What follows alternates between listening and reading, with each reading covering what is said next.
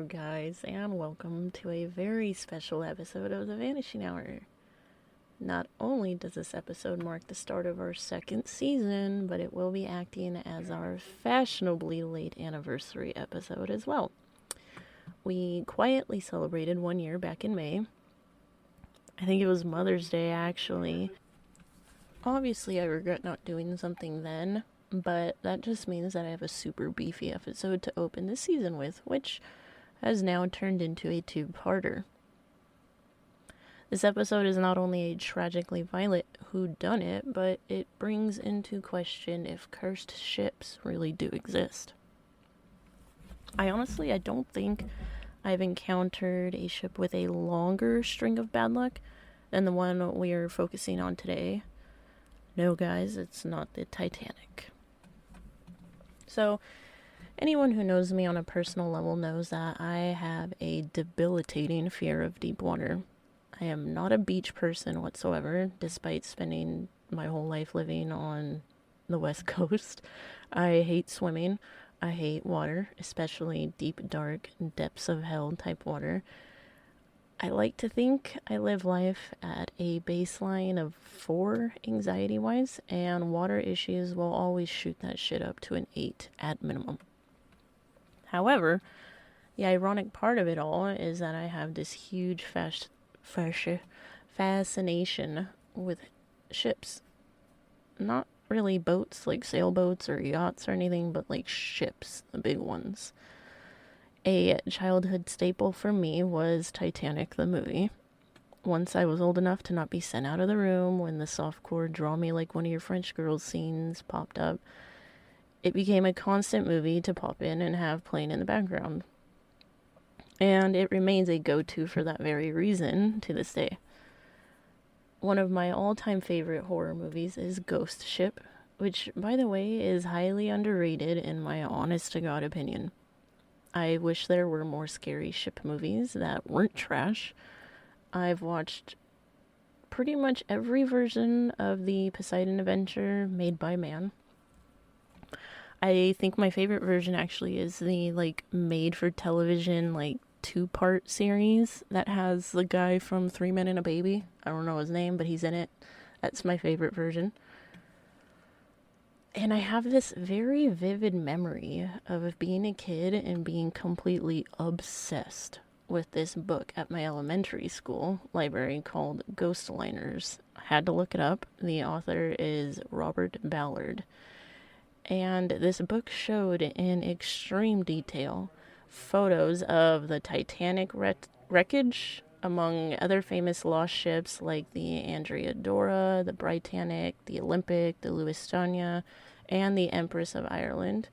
And it explained how and why they sunk. Some of these ships were related, like sister ships of each other, and it just never sat right with me that they all met a similar fate. For various reasons, of course, but still. I was convinced this bloodline of ships was doomed and that this was obviously proof that the ocean itself is just plain fucking evil. And I'm honestly still partially under that impression, especially after researching this episode. I've done the exhibits for the Titanic, both in SoCal and in Vegas. I've done the Queen Mary Ghost Tour several times now, and actually a bucket list item is to spend the night on the ship one of these days. It's so crazy expensive, but it's a must for me. And of course, if you've been listening to the podcast since its infancy, you know we covered the cruise ship disappearance of Rebecca Corium back in May of last year. And I have plans of covering more cruise ship / normal ship disappearances, I guess, later this year. My point is, this is my thing. Today's cases happen to touch on many creepy, haunty, murderous, conspiracy, and overall heartbreaking tragedies you come to recognize in ship disasters or renditions of them, fictional or not. Of course, there is a heavy sprinkling, again, of conspiracy and cold case theorizing, which is something that I put into every episode. If you haven't figured it out by now, we are going to be discussing the vanishings aboard Viking Sally. If you haven't heard of it, you probably will never forget it after this episode. Like I stated earlier, I don't think I've come across a more doomed and potentially evil ship in all of my obsessing. So with that, let's begin. So, a little history and backstory to kind of start with to get you familiar with the ship, because it's got for being like a 14-year-old ship, it's got like huge history. The Viking Sally was a cruise ferry ship born of either German or Swedish craftsmanship. I found differing sources. It seems like everybody and their mother wanted to claim they were the creators of this ship. So not sure who made it, but it was made in approximately 1979/1980, right around there. I was actually literally today years old when I learned that these types of ships even existed. I always just assumed it was either a cruise ship or it was a ferry ship. And I guess that makes sense because at least in my part of the world, the ferries we have, your ferry rides an hour tops. There's no need for you to spend overnight on it. So this was new information for me. But anyway, the original charter for the Viking Sally was transporting a maximum of 2,000 passengers, including roughly 200 crew members and or 400 vehicles between Stockholm, Sweden, Turku, Finland, if I said that wrong, I'm sorry, and Mariehamn, probably said that wrong too. There will be a lot of mispronunciation of names and places in this episode, so forgive me for that in advance. Anyway, Mariehamn is the capital of the Åland Islands, which is located sandwiched between the two neighboring countries I just mentioned within the Baltic Sea, which is the mass of water between all of them. Like I said, over its 14-year lifespan, it underwent 4 different ownerships, and because of that, it had 4 different name changes. So from 1980 to 1990, she was the Viking Sally. From 90 to 91, she was Silja Star. Then 91 to 93, she became a he and was called Vasa King. And then ended the reign in September of 1994 as the MS Estonia. She had a total of 11 decks. They were numbered 0 being her lowest to 10 being her highest. The sauna, swimming pool, and conference rooms, which they had a ton of apparently, were located on the lowest deck, deck 0. There was also, from one of the docuseries I watched, deck 0 also had like the third class cabins, if you will, like these tiny little broom closets with like 2 bunk beds in them. For people who are traveling like on an extreme budget, you were pretty much down there, like steerage and shit. It sucked, but if you wanted a place to sleep, you were in deck 0. Deck 1 was again the engine room, so you were actually sleeping below the engine room. Jesus. And then there was more cabins. Decks 2 and 3 were designated for cars. It wasn't limited to cars either. There was trucks, vans, 18-wheelers I saw. Like this, they could carry some massive vehicles down there. Deck 4 was considered the like official conference deck. So it had probably the nicest conference rooms on the entire ship. It had a nightclub. It had a cinema. It had inside and outside cabins, like indoor and outdoor access cabins. And then, again, a plethora of conference rooms. When you get to about halfway up the ship, you're at deck 5, which is the entrance of the ship, as well as the majority of the eating areas, shopping areas. There was a children's play area, and again, more cabins, both inside and outside. Deck 6 was the more refined eating areas, like the buffet or like the sit-down restaurants, the bar, and then some of the more nicer cabins, both inside and outside. Deck 7 and 8 were the sun deck and crew quarters and their facilities. And then lastly, deck 9 was the bridge and the final sun deck. Deck 10 was just, the tippy top of the fin that you see on cruise ships and whatever they call the crow's nest now. I feel like crow's nest is in reference to pirate ships, and this obviously wasn't that, but whatever you call that in today's lingo, that was on deck 10. Let me scoot over here real quick. I am getting smushed by all the shit in this little nook. Okay. Now, the cabins could be booked if you were planning any sort of extended stay aboard the boat. However, strangely enough, they weren't required in order to stay overnight, which I found very odd. You could literally stay aboard the ship overnight and not need a cabin. Again, these cruise ferry ships were doing trips that were, 10, 15-hour trips, so it would make sense why obviously you're staying overnight. But you didn't need to have a sleeping quarters in order to do that, which seems just strange. But essentially, people were completely allowed to bum it on benches and in hallways. And again, very odd for me. I'm sure this is a totally common thing in other parts of the world. I've just never personally experienced anything like it. But it's important to keep this in mind as we get further into the later events that happen on the ship. So for the first 5 years of Viking Sally's life, things were pretty much normal. They were quiet. She performed her usual routes, no problems, nothing strange or amiss or morbid. But that quickly changed on July 10th, 1986.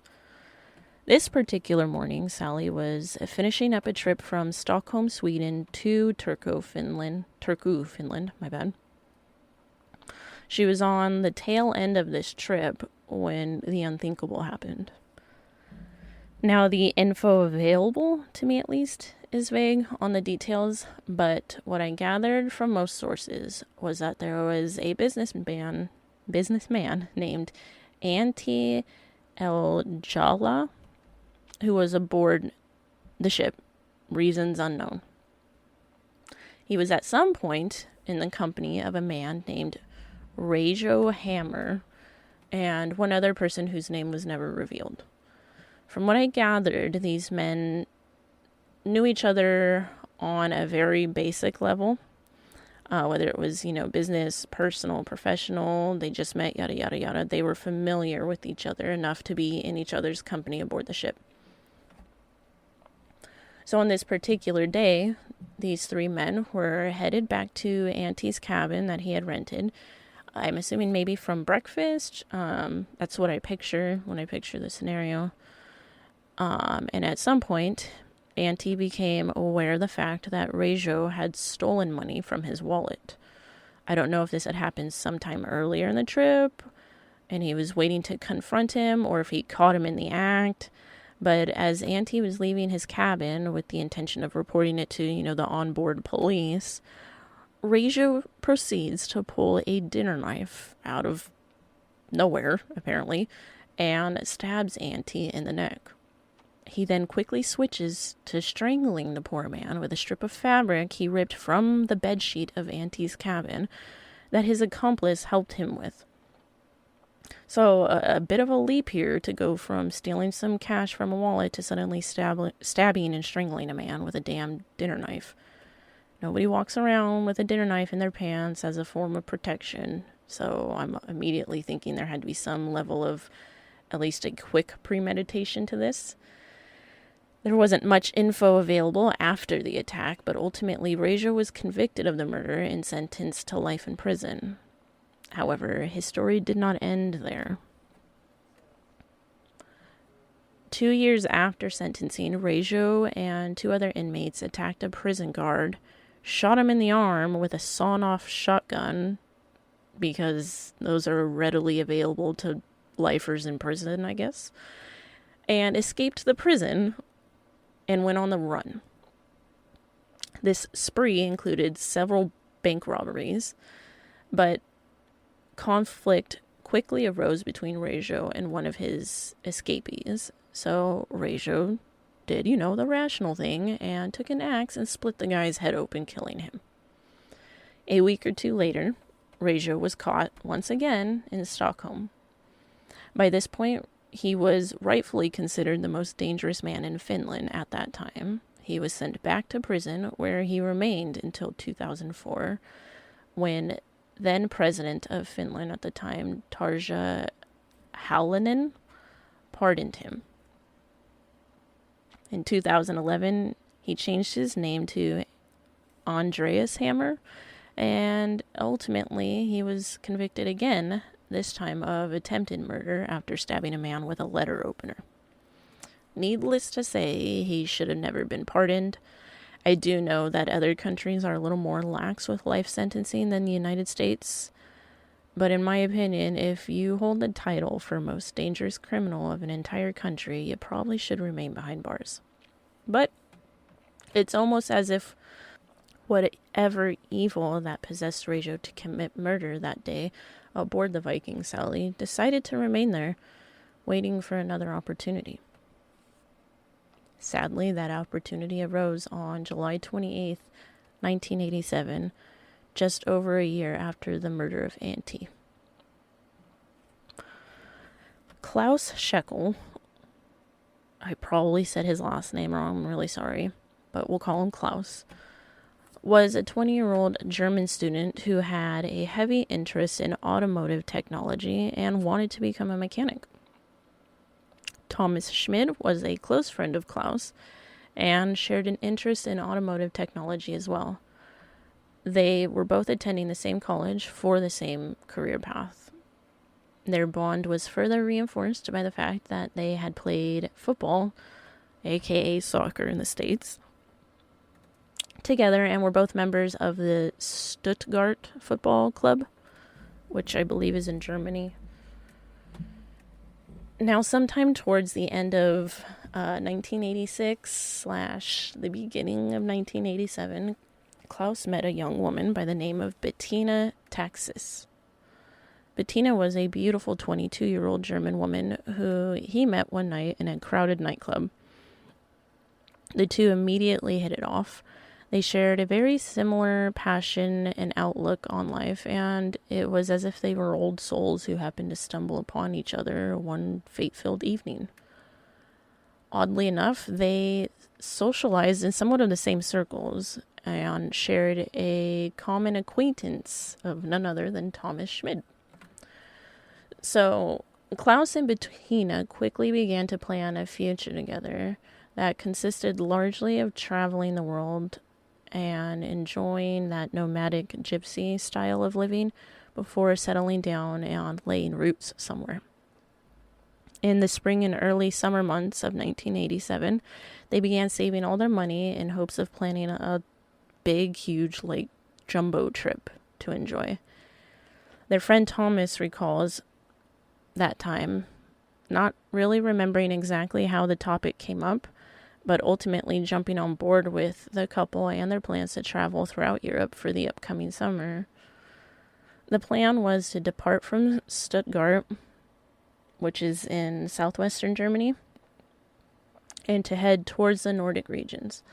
They planned to visit Denmark and then head north into Sweden, where they planned to stop at the Nordkap, which in English is North Cape, or the furthest point north in Norway, before heading back down south through Finland, where they would attend the Ruisrock Festival in Turku, which was being held that year on August 1st and 2nd.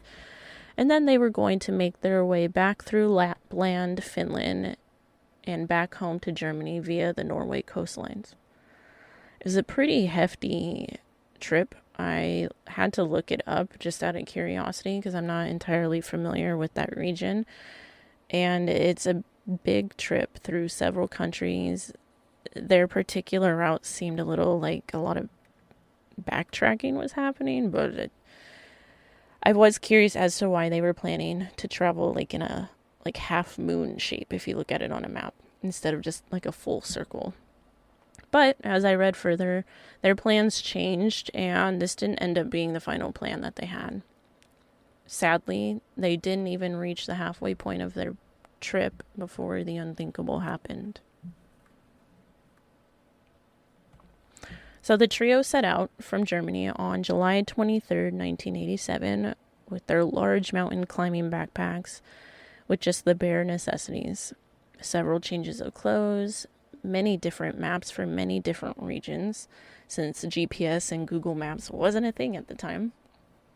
They each had a sleeping bag and a few camping supplies like cooking utensils and stuff, and of course their passports. They packed extremely light because of the amount of traveling they would be doing, and, you know, the more shit you're carrying around with you, the harder it is to want to travel. There were police photos of Klaus's backpack that showed he had an extra pair of his prescription glasses, several bottles of soda pop, and a deck of cards with him. The first few days of the trip went off without a hitch. Klaus, Bettina, and Thomas were enjoying their sightseeing. Thomas's camera retained several photos from the trip. There is a well-known photo of the couple posing in somewhat of like a side embrace on a bridge overlooking a canal during the afternoon hours. It's probably the most well-known photo of Klaus and Bettina. There's another photo of, like, from, looks like the same reel of footage of Klaus kind of clumsily reading a map in the middle of like a busy narrow hallway or alleyway, not hallway. On a different day in the pictures, there shows the three of them sitting on a stoop of a storefront enjoying a quick lunch, and they're all smiling at the camera. And then the last few photos are of Klaus aboard a ship, bending over to secure their belongings to the deck, and he's smiling at the camera. The very last image I was able to find was taken from behind Klaus's right shoulder, and it shows him looking out over a boat deck at sunset at the departing seaport. Now, as I mentioned before, these days of the trip were seemingly fine. Postcards were sent to loved ones expressing the joys of their trip thus far. And while the plan was to travel from Germany through Denmark and then up through Sweden to Norway, the group reached Stockholm, and they made the decision to take a cruise ship from Stockholm to Turku, Finland, kind of just cut across the ocean there, or not ocean, sea, Terp.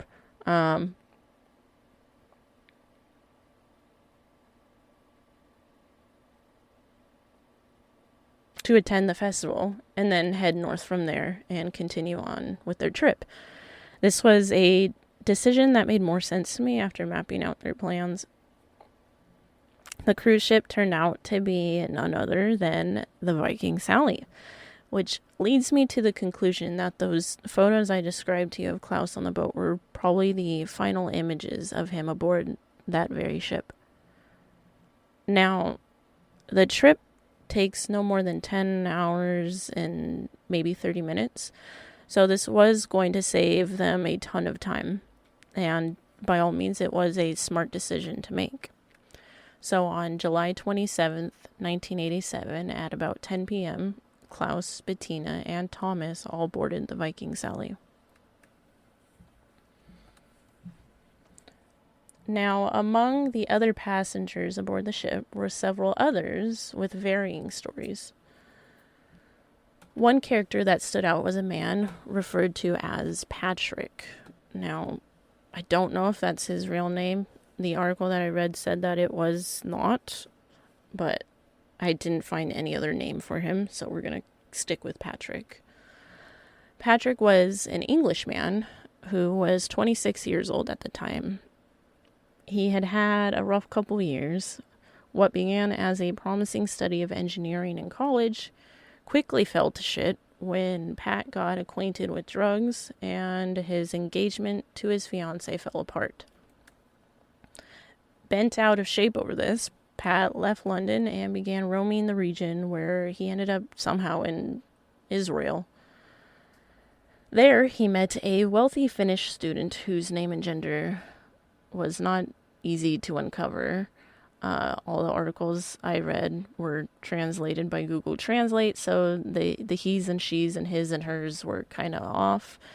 My sense that I got from the article was that it was a female who kind of ended up as more of a girlfriend relationship to him. But regardless, this Finnish student and Patrick immediately connected and bonded. Ultimately, they decided they wanted to head back to Finland, where said student had family. Not to mention this student, again, was wealthy. She was loaded. So on July 25th, 1987, they traveled on a ship from Stockholm to Helsinki. When they arrived the following morning, however, things didn't go as they planned. The student was welcomed to her country with open arms. But as the article states, quote, shabby, junky-looking, and penniless Patrick was sent home back to Stockholm. End quote. I'm sorry, but I died laughing when I read that description of poor old Pat here. But anyway, as Pat was sent back, though, the student wired him 4,000 marks that would be waiting for him in Stockholm. I Googled that to see how much that was, I am not familiar with marks, and it's apparently a little over $2,000, which, hot damn.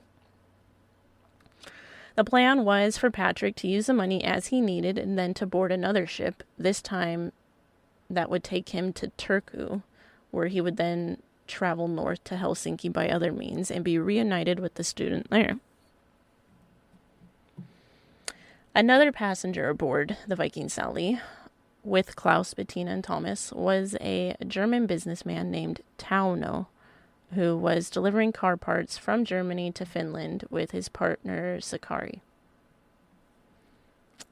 There was also 3 young men named Sammy, Pentti, and Villi, who were from Finland and spent the day in Stockholm gambling and boozing it up.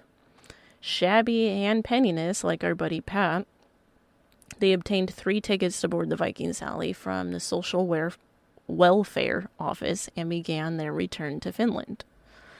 Under similar circumstances, Kalle and Ossi were also aboard the ship, carrying with them a few bottles of leftover booze from their plundering.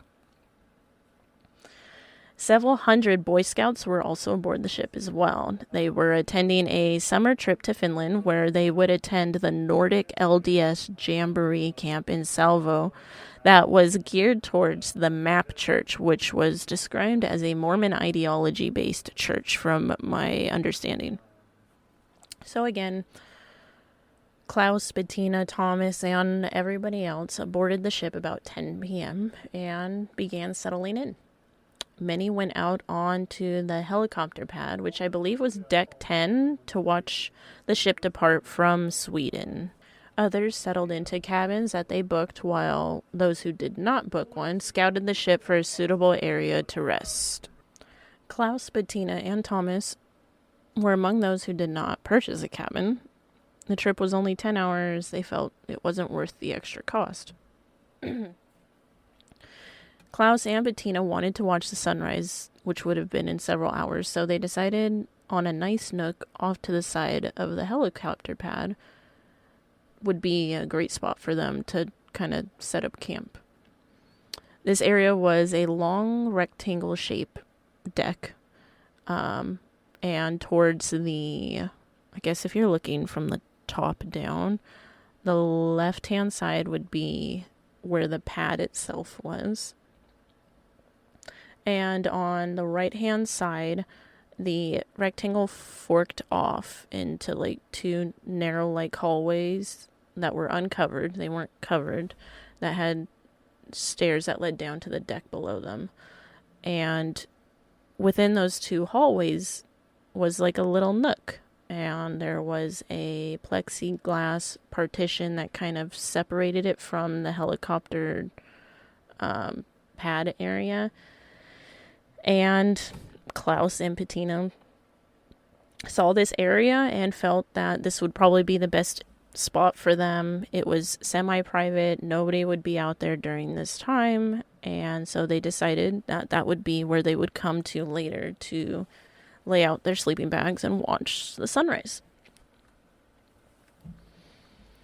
Thomas, on the other hand, chose not to sleep with them, most likely because he didn't want to feel like a third wheel, I'd imagine.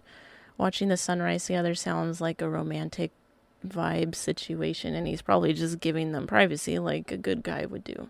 So ultimately, Thomas decided that he would be sleeping on the floor below them indoors. Several passengers were made aware of the fact that Klaus and Bettina were in that area earlier in the night.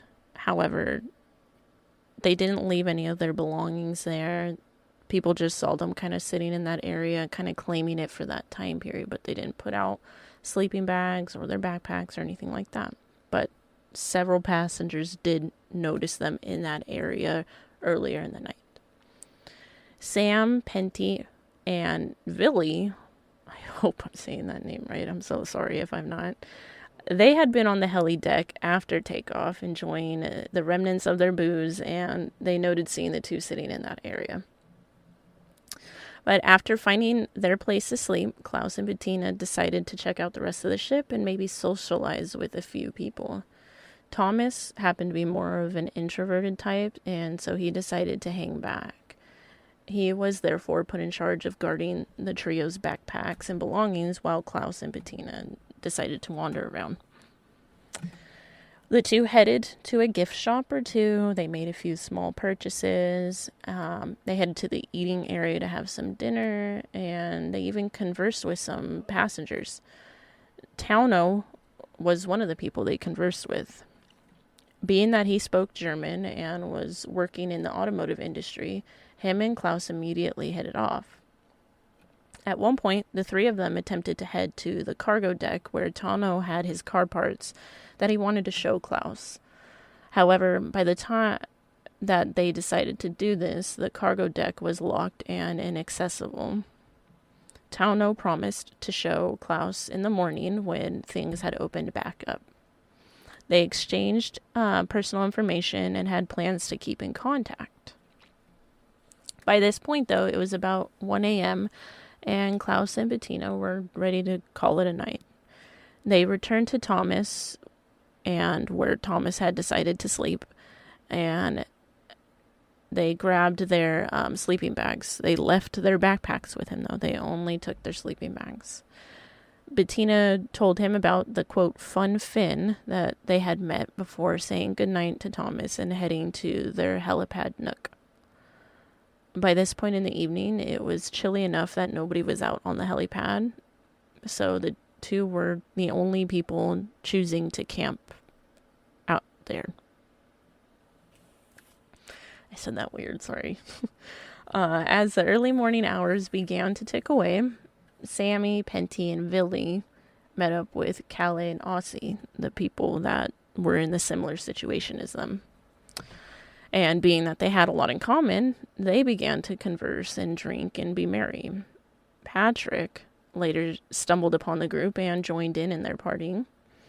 Being that the majority of the people were broke from gambling and drinking, Patrick, who remember was newly loaded with the money from his student girlfriend, decided to buy rounds for everyone and food. Passengers recalled their loud, rowdy behavior, but they said everybody was happy and joyful and just having a good time. But eventually the crowd thinned out and people passed out or returned to wherever they decided to sleep for the evening. By 3 a.m., restaurants and bars were closed up. There were few, if any, passengers still awake. Crew members were getting ready to shift change. This included, head of ship security, who was named Ramo Valston. However, many passengers recalled a very specific group of people who did not retire to sleep like the rest of the ship. A group of maybe 3 Boy Scouts were vividly recalled by many passengers to be, quote, exploring the ship in the wee hours of the night. This became somewhat of an issue because, again, there were many people who were not in cabins and were sleeping in the open areas. And when you have wandering teens at all hours of the night making noise, disturbing sleeping guests, people remember that. makes them uneasy. They don't want to sleep. They're afraid, somebody's going to come up, take their stuff, and what have you. So people vividly remembered these boys roaming the boat at 3 a.m. Eventually, this little scouting trip for the Boy Scouts led them to the helicopter deck. By this point, it was about 3:45 a.m. One of these Boy Scouts was 18-year-old Thomas Nielsen. Nielsen recalled being on the deck with his two friends and initially not seeing anyone out there. It wasn't until movement from the corner of the deck in that little nook area that I described earlier had caught his attention. Now, the little nook, I might have forgot to mention earlier, but this nook was dark. It was a dark area because the, outdoor lamp was broken, and that was kind of the appeal for Klaus and Bettina. It was, darker, private. People wouldn't be having like a bright glaring light in their face. And so all the more reason to try to get a little shut-eye there. And this is also why it made it harder for Nielsen and the Boy Scouts to kind of make out what was going on in that little nook that they saw. But the movement that came from that corner caught Nielsen's attention. As he made out what it was, he was able to see a man and a woman kind of stumbling around, seemingly drunk off their asses. According to Nielsen, this didn't really strike him as odd until he approached them in an attempt to help them out. As he got closer, Nielsen said he realized the two of them were covered in blood. The other boys went for help, while Nielsen claimed he stayed with the victims in an attempt to administer CPR or other life-saving measures, but realizing it was really beyond his scope of knowledge at that point. Head of security and the nurse aboard were notified. The nurse immediately noticed that the victims were suffering from extensive blunt force trauma wounds to their heads. She attempted to stop the bleeding with towels, but she too quickly realized that the two of the victims were in far worse shape than she was capable of handling. A rescue helicopter was phoned in at 4:28 a.m., and while head of security, Ramo, waited for the helicopter to arrive, he sealed off the crime scene to the best of his ability and questioned any potential witnesses in the area, including the Boy Scouts. The helicopter arrived a short time later and took both victims, now known to be Klaus and Bettina, to land, where they would then be transported via ambulance to the nearest hospital. While in flight, the nurse recounted having to resuscitate Klaus. Bettina was somewhat coherent, but she was extremely frightened. The nurse recalled Bettina being somewhat combative, acting in a way that made them believe she thought they were attacking her.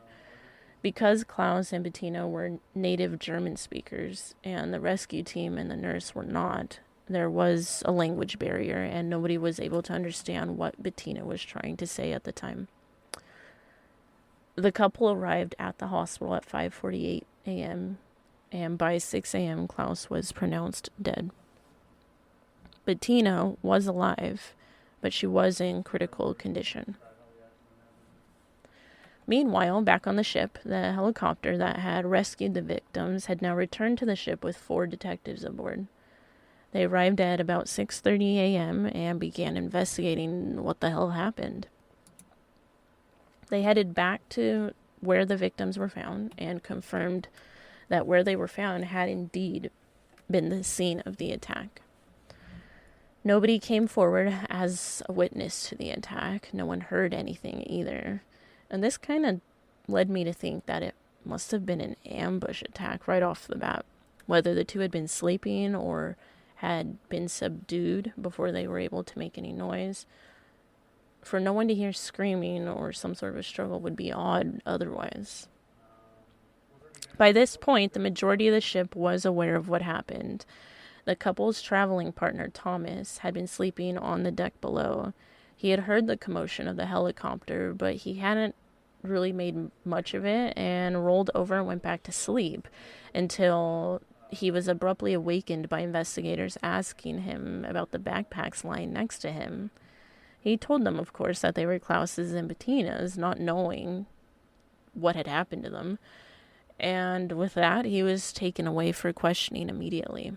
As the investigators continued to sift through passengers, looking for anything that may be a hint of a clue, they stumbled across another familiar face sleeping below in deck 5. This man stood out to them for the simple fact that he happened to be covered in blood as well.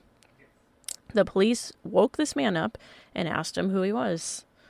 It was Patrick, the guy with the loaded girlfriend.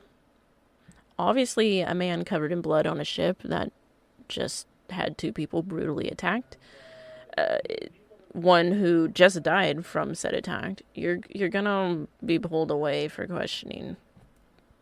They also pulled Nielsen, the scout who found the victims, aside for questioning as well. Now, the difficult thing about a crime committed on a ship, a murder especially, is the impact that it will have on the rest of the ship's schedule. The ship was due to arrive in port at 8 a.m., with passengers looking to make connecting trips elsewhere, new passengers boarding the ship, and continuing transport. Holding up something like that will eventually cause more harm than good. The investigators had to come up with a plan as the ship approached the port. The original plan was to document each individual's information to be able to contact them at a later time, but investigators quickly realized that this would just be too time-consuming. They ultimately decided on excluding children, adults traveling with children, and elderly people. They did, however, set up surveillance equipment at the exit of the ships to document everybody leaving the ship and their mannerisms and hopefully any potentially weird or odd behavior. They ended up holding back about 20 people of interest, including the couple's friend Thomas, Patrick, and his bloody clothes, and Nielsen, the Boy Scout who found the victims, along with one of the Boy Scout leaders that accompanied Nielsen to the interrogation. They also withheld anyone who could not immediately prove their identity on the spot, and those people were held until a more extensive process could be performed to confirm their identities. Thomas Schmid was extensively interviewed, all while not knowing the reason. After several hours of questioning and no answers, he finally refused to answer any more questions until they told him what was going on. When he was notified of the attacks, he immediately continued to answer any questions they had. He gave his account of the events and was ultimately cleared off their radar. Patrick, however, required a little more work. Police had him as their prime suspect initially. A, because he was covered in blood right after an attack on a ship in the middle of the sea. And B, his story about how he ended up on the ship to begin with just seemed bizarre to investigators. There was a lot of emphasis on his appearance as well. They really did not like that crusty, junky look he was rocking. Being that Patrick was English, they had to special request an interpreter. They held Patrick for the maximum amount of time that they could while they checked out his story, which I believe was 2 weeks. Ultimately, Patrick's account for the blood was that it was his own. He apparently suffered from heavy nosebleeds, and during the middle of the night, he had suffered a nosebleed, and it got all over himself. The very rudimentary DNA testing that was available at the time did confirm that the blood was human, not animal, and that it was the same blood type as Patrick. Based on these results, they ultimately allowed Patrick to go free. When it came time to question Nielsen, police did take a slightly softer approach. In their eyes, he was still somewhat of a child, even though he was 18. He was accompanied by the troop leader at the time as well. Released footage of the questioning at the time revealed that most of the questions were answered by the scout leader and not Nielsen himself. However, that didn't mean that Nielsen did not offer his own account of the events. Nielsen was actually the more vocal of all the witnesses to the crime, especially to the media. There were newspaper articles and news segments on television, all highlighting the bravery that Nielsen displayed that fateful evening on that ship. He went over in detail how he discovered the victims, how he attempted to issue aid, and how he wants the killer or killers brought to justice. Ultimately, he became a local hero to many for the role he played in helping the police during this time. There were several other potential people of interest as well. Someone who was ultimately coined the Hat Man was a scruffy-looking tall man wearing either a green or darker tan-colored rolled beanie. Had been spotted by several passengers in the Deck 5 area, and he became a focus for investigators for the next several years after the investigation. They didn't have a name to go off of, just a description that they were able to use to pinpoint him in the recorded footage they had set up the day people exited the ship. They were ultimately able to track this person down in Norway, I believe, and they confirmed their story and were able to clear the Hat Man off their radar as well. 1 month after the murder of Klaus and the attack on Bettina, 2 fishermen were passing by the northern shore of Lilla Bjornholm Island when they spotted a black garbage bag washed ashore. There are differing accounts of what happened next, though. One source said that the men looked inside and reported the findings to the police immediately. Another report said that the men looked inside, didn't really think much of it, and left the bag there. And approximately a year later, were passing by the same area and saw the bag exactly where they had left it the year prior, and ultimately made the decision to call the police then. Either way, these 2 men found this black garbage bag and felt it needed to be reported. Inside the bag was a red knitted wool sweater, a pair of men's white shorts, a pair of brown loafers, and a worker's glove, which to me looked like the gloves you see people wear when they're handling lumber. That had the initials HK on them. The clothes had obvious dirt and water damage and holes in them. I couldn't tell if there was blood on any of them. The sweater in particular was such a deep red color to begin with. It was hard to distinguish. There was definitely some sort of slightly dark stainage in certain areas, but it didn't stick out at you and scream blood. Police had the clothes analyzed by forensics at the time, and they were able to date the clothing to a time of manufacture and felt confident in saying that this clothes must have come off of Viking Sally. They didn't really elaborate on anything other than that, but they put the clothes on what I now understand to be a mannequin, but I swear to God, for months that I've been researching this case, I thought that was just a masculine-faced woman. But it was a mannequin, and they released the images to the public in hopes that someone would recognize the clothing and come forward. Nobody seemingly did, though.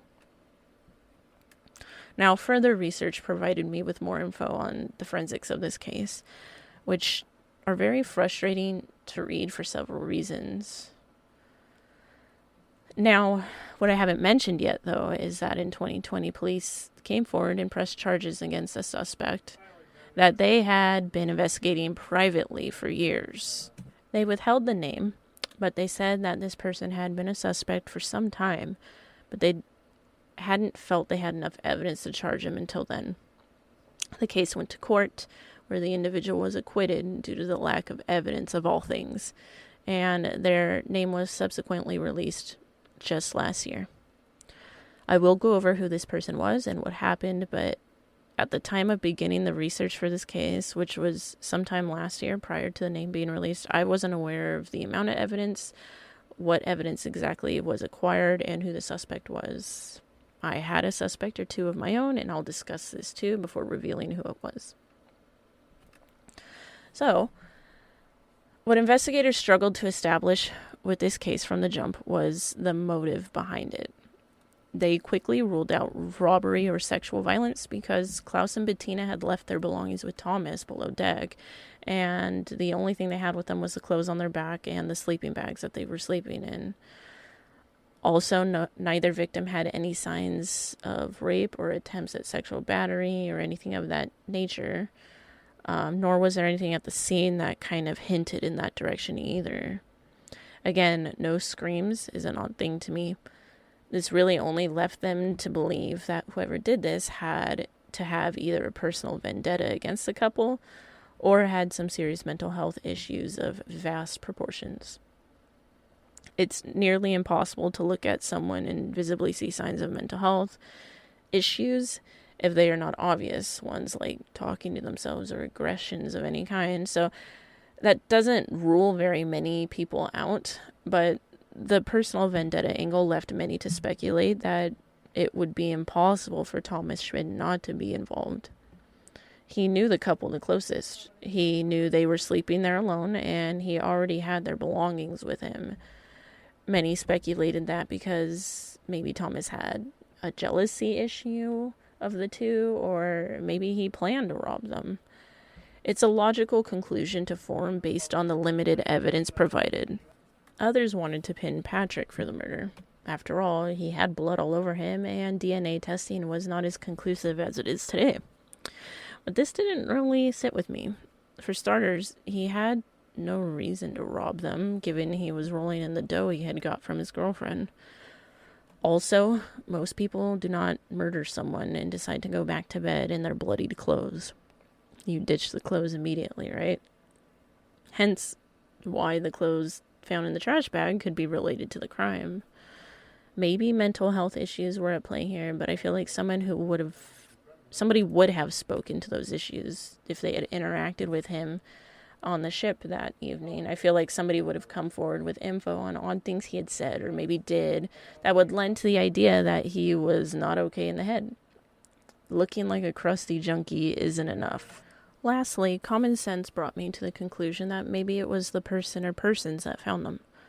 Oftentimes you see that in crimes. People commit a crime and then discover the victims in hopes that it steers them clear of suspicion.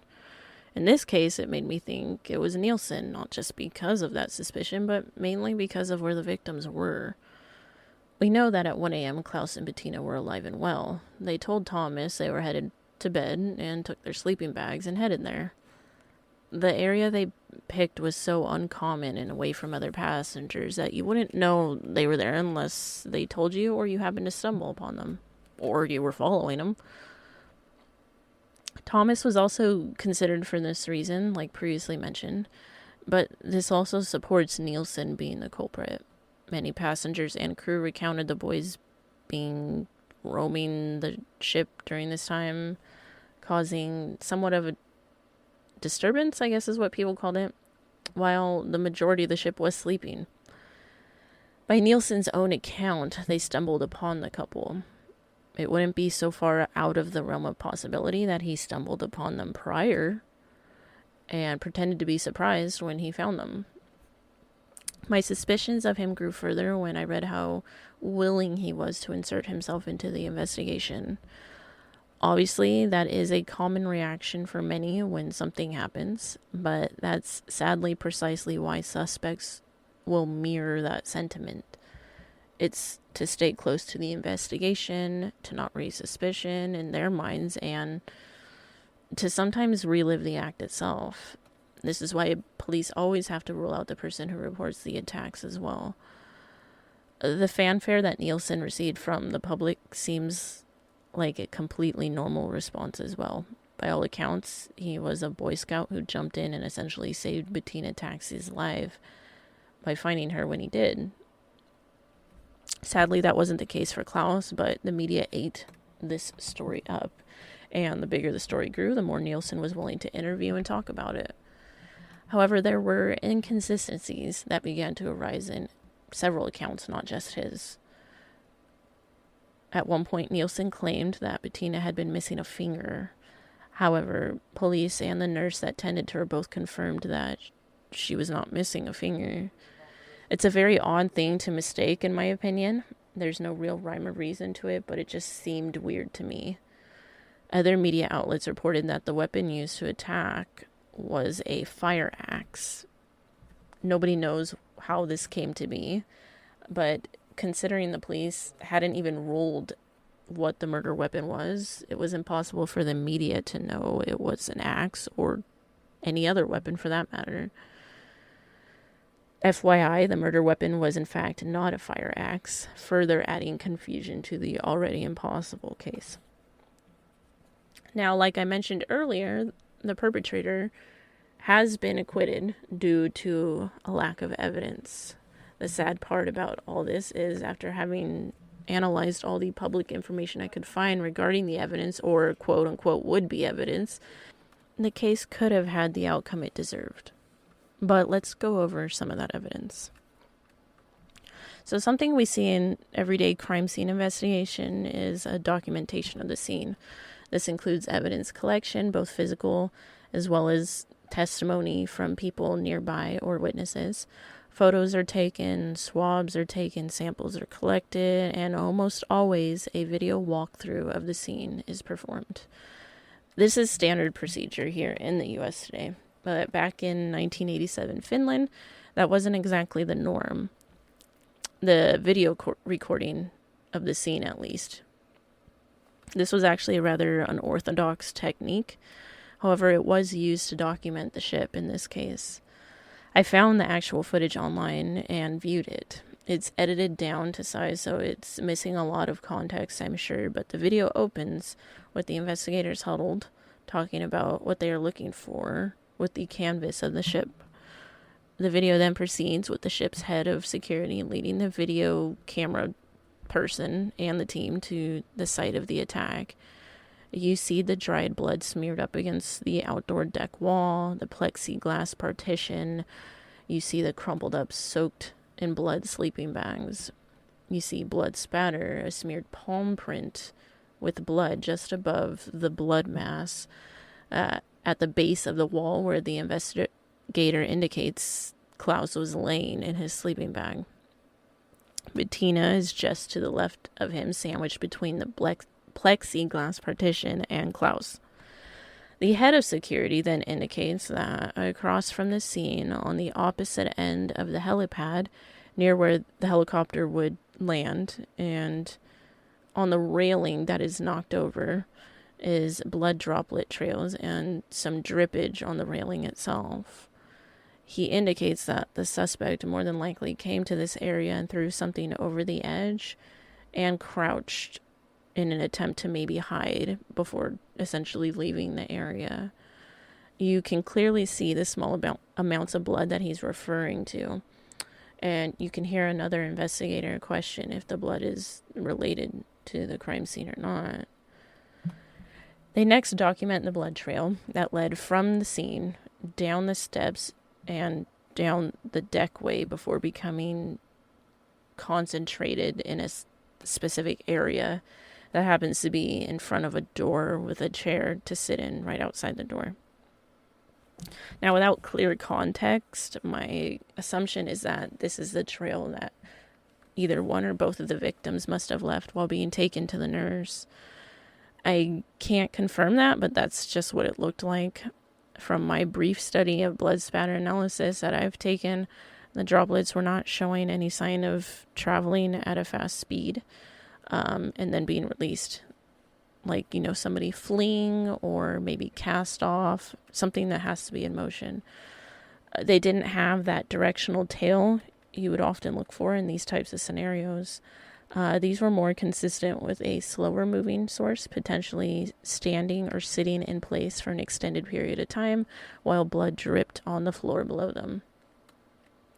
Lastly, you can hear the investigators discussing the potential murder weapon being something relatively heavy, potentially a tool of some sort, most likely similar to ones that could be found on board the ship. You see them looking through storage bins. One happens to be on the helipad that contains some chairs and a rolled up water hose, both of which appear to have a few droplets of blood on them as well.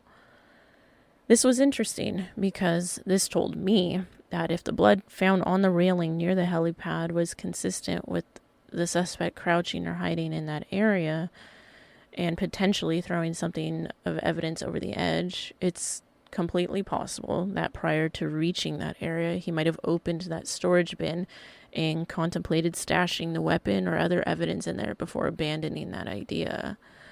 The blood looked too fresh to not be related to the case. The Problem, though, that I have here is that nobody's wearing gloves or booties on their feet. They're all stomping through the scene, leaving footprints and fibers and fingerprints, etc., all over potential evidence. They could have dusted that bin for prints. By touching it barehanded makes it significantly more difficult to find any evidence of value. Sadly, this seemed to be a common occurrence with this investigation. Fibers were found at the scene, and at the time, fiber analysis was on the rise, and many investigators thought that maybe this would be the key to solving the case. However, that lead turned out to be unfruitful. The bloody palm print above the murder site was also a main focal point for this investigation, and rightfully so. In violent physical attacks where a weapon is used and blood is spilled, it is common for the perpetrator to injure themselves in the process. With weapons like knives or other sharp tools, blood from the victim can make gripping the weapon all the more difficult and can lead to slipping and potentially injuring your hand. Police felt this could be the perpetrator's blood, or maybe at least he had bled somewhere among the scene. However, investigators found it extremely difficult to separate blood samples within all of the blood that was there. Ultimately, no one could distinguish any blood other than the victims at the crime scene.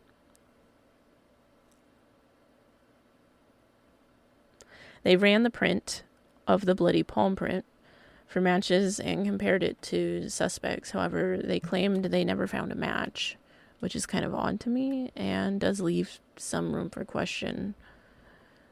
Forensics even found a piece of splintered wood underneath one of Klaus's fingernails, believing it could have been from the murder weapon. They tested the piece of wood against every wooden object that they could potentially consider a cause for the injuries aboard the ship. However, they never found a match. I wouldn't think you would. Being out in the middle of the ocean, if I was going to attack somebody, I'm throwing that shit overboard the second I'm done with it. My thought was that maybe the splintered wood was from the deck itself, from him maybe clawing at the ground. I didn't find any evidence of that, but that was just my assumption. However, approximately 1 year after the attack, investigators were finally able to talk to Bettina, who had recovered from most of the injuries but was still struggling physically and mentally from the attack. She wasn't able to offer any information due to the fact that she just couldn't remember anything, which is completely understandable. Sadly, this case eventually fell into the realm of cold case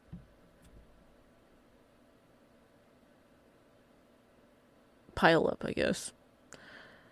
Nothing was lining up for them. What the police did know, they were keeping tight-lipped, and I mean extremely tight-lipped. Many wondered if the case was even being worked on, and given the lack of evidence here, I'm sure many of you are wondering how were the police even able to come to a point where they had any evidence to bring charges against someone for this crime. Well, that came about in 2014 when a tip came into Turku investigators from Central Criminal Police in Denmark regarding a man by the name of Herman Himley. Herman Himley was a career criminal in and out of prison for various crimes since he was a young adult. What caught investigators' eye about this guy was text messages he had sent to his now ex-wife that raised a lot of suspicion. In the text, Herman tells his then-wife that he remembers like it was yesterday, despite it being over 20 years ago, how he has survived getting caught and is one of the few who have recreated an unsolved murder. Essentially what he was saying was that he had killed somebody 20 years ago and was proud of the fact that he had gotten away with it and had created the perfect unsolved murder. Now, this was further compounded by the fact that one of Herman's prison buddies was brought in for interrogation, and he admitted that Herman had told him he had killed 2 Germans on a ship under the open sky. Now, despite it being known that Bettina had not died, this pretty much aligned with the attack on the Viking Sally. So, with this info, 2 Turku investigators decided to travel to Copenhagen, where Herman was currently serving a prison sentence. which I believe was August of 2016. Now, Herman is not really in the best mood for an interrogation. He was already pissed and upset at the current handlings of the case he was serving time for, and he was further shocked when he realized why the Turku investigators were there. Because of this, one of the ultimate missteps in this case was made during this time. One of the investigators promises Herman that the session will not be recorded. This obviously eases Herman's tensions, and they begin a natural conversation about, normal stuff. They then pull out a photo of Bettina and show it to him and tell him how she's still suffering at the lack of closure from this case and the injuries that she had sustained. Herman seems to be moved by this. This leads him to spill his own sob story of how he has no friends or loved ones and yada, yada, yada, poor me. However, a switch is quickly flipped in Herman's demeanor, and he completely changes directions. As I mentioned before, the weapon was never discussed to the public. Media speculated that it was a fire axe. However, nothing further was ever released regarding what the instrument was. During this interrogation, Herman hints at a slag hammer being probably a great weapon for murdering someone aboard the ship because of how easy it would be to dispose of. Now, I had to look up what the hell a slag hammer was. They look like little mini pickaxes, almost like the kind that mountain climbers use to grapple the side of a mountain. But apparently they are also known as chipping hammers and are used a lot in welding. But in this particular scenario, a slag hammer was a common tool found on a ship for the purpose of removing rust. Which this ship didn't seem like it was that old. I didn't think rust would be that big of an issue, but I guess if you're up on the open water, it doesn't matter. So, the slag hammers, they have a more of a squared off blunt end, and on the other end it's more of a pointed end, and they're about the same size and weight of a normal hammer. This obviously immediately stuck out to investigators because they, up until this point, really didn't have a good idea of what the murder weapon could be. Realizing that a slag hammer was actually probably the perfect weapon, they immediately took this as a sign that Herman had to have been their man. The investigators ultimately visited Herman 3 times over the course of these 2 days. While day 1 was more of an informal, shooting the shit kind of day, and day 2 was much more formal. They performed 2 separate interrogations. The most damning, though, was the second interrogation on the second day. While out in the yard of the prison and accompanied by only one of the 2 investigators at the time, Herman allegedly confessed to the murder on the spot. His story was that on the night of the murder, he was aimlessly wandering about the ship in a shit mood, mostly from deep-seated childhood trauma and anger that he was struggling with at that time. He makes his way to the helipad deck and spots the couple asleep in their sleeping bags. Armed with a slag hammer he found on the ship, he swings at both of the victims' heads repeatedly. Ultimately, his motive was, quote, to plunder German property, and that they were victims of the wrong place at the wrong time. Around this time is when the other Boy Scouts showed up. Now, I say other because Herman Himley is none other than Thomas Nielsen, the heroic Boy Scout that discovered the victims. I swear I about shit my pants when I discovered this because I knew it. I fucking knew it. I knew something didn't sit right with that fucking Boy Scout. I was shocked. Now, despite this alleged confession, there were some serious issues that the police were facing. For one, Herman, aka Nielsen, had not been read his rights, nor was he given his right to representation at the time of any of the interrogations. Secondly, none of the interrogations, including this confession, were recorded or even heard by anyone else other than the one investigator.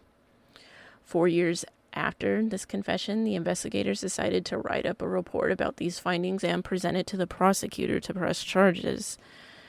The case went to trial in 2019 and 2020. The report by the investigator was ruled inadmissible in court. When asked why it took him 4 years to write the report, the investigator didn't have a good reason. Herman was able to explain that the only reason he confessed was because he was pressured by the investigators. Being that his confession was not legally obtained, it was also inadmissible. Herman further explained that the slag hammer comment was only made because investigators had shown him several suspected weapons on the ship back in 1987, and he recalled the slag hammer being one of them.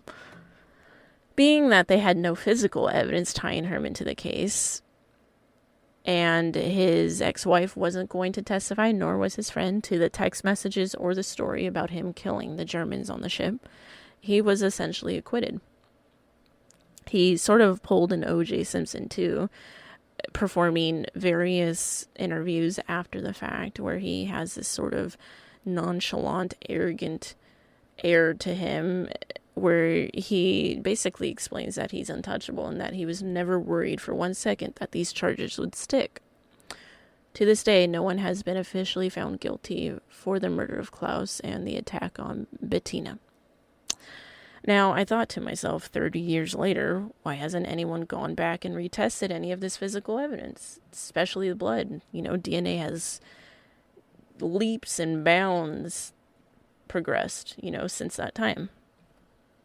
Well, unfortunately, a lot of the samples that were collected had somehow gotten lost in the police's custody and are therefore no longer available for retesting. Imagine that. But why not go back to the ship and test for trace evidence, right? Despite 30 some odd years, they're bound to find something, right? Well, that's impossible, considering the Viking Sally is sitting 80 meters below the Baltic Sea today.